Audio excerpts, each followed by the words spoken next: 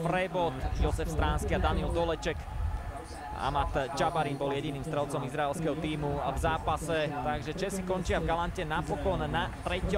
mieste a zrejme zaslúžené víťazstvo v zápase o bronz. V 3. mieste my vám zatiaľ ďakujeme za pozornosť a o zo pár minút sa vrátime späť, pretože už bude pred nami finále turnaja medzi Slovenskom a vedúci gól na 2-1 zostáva nevyužitá.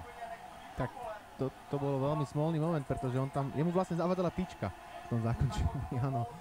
Tak to je smolný moment pre kapitána českej reprezentácie, mohlo byť 2-1.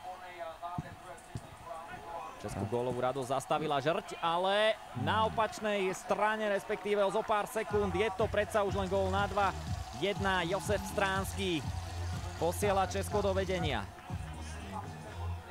No to je daň za ten systém s lietajúcim brankárom, ktorý nemá dostatočnú kvalitu. Vidíte, toto bol jednoducho jasný kick z brankára, zlá rozohrávka, okamžité potrestanie, ale kredit aj pre hráča